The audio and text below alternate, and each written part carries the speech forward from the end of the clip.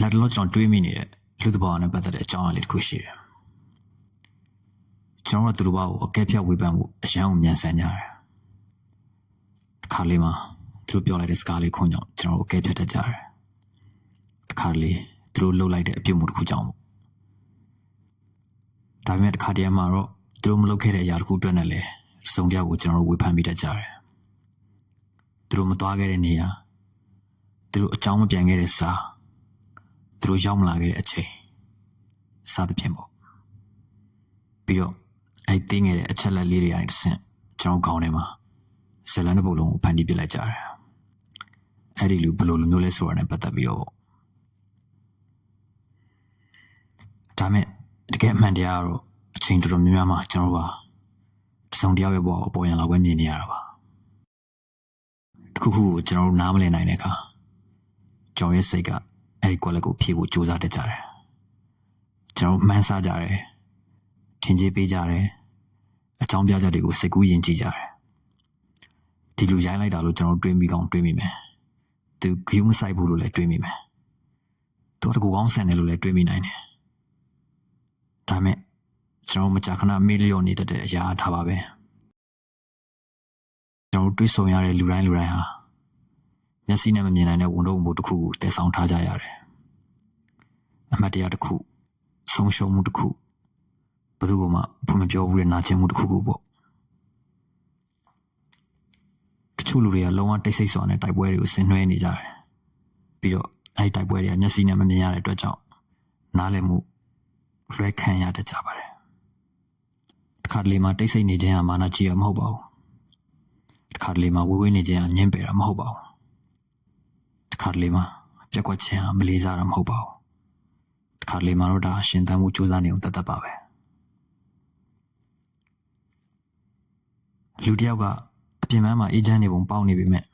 သူ့ရဲ့အတွင်းစိတ်ထဲမှာတော့လေးလံတဲ့အရာတစ်ခုကိုတည်ပို့ထားနိုင်ပါတယ်သူတို့ရဲ့အတိတ်ကအကြောင်းအရာတစ်ခုသူတို့ဘယ်တော့မှထုံမပြောဖြစ်တဲ့အရာတစ်ခုခုဒီနေ့သူတို့ဘလို့ဖြစ်လာလဲဆိုတာကိုပုံဖော်ပေးခဲ့တဲ့အရာတစ်ခုခုပေါ့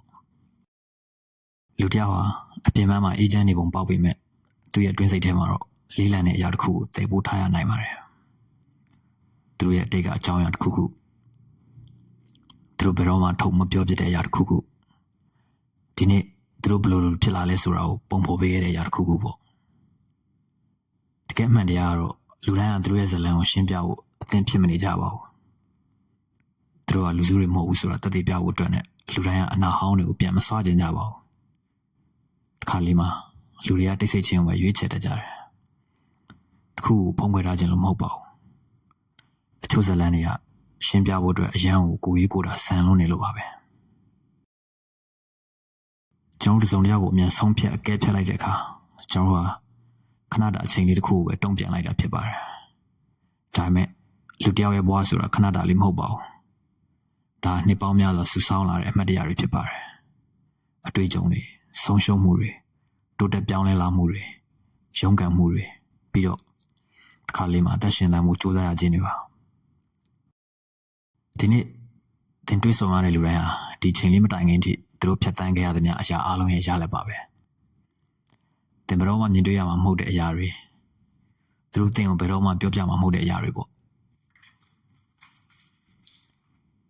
အားကြောင့်နောက်တစ်ခါကျွန်တော်တို့တစုံတယောက်ကိုဝေဖန်အကဲဖြတ်ဖို့အသင့်ဖြစ်နေတဲ့အခါခဏလောက်ရပ်တန့်ကြည့်ကြရအောင်ပြီးတော့ဒီရိုးရှင်းတဲ့အမှန်တရားလေးကိုသတိရပေးပါကျွန်တော်မြင်နေရတဲ့ဇလံဟာဇလံတစ်ပုဒ်လုံးပြည့်စုံဖြစ်ခဲ့ပါတယ်လောက်ရတိုင်းတိတ်ဆိတ်မှုတိုင်း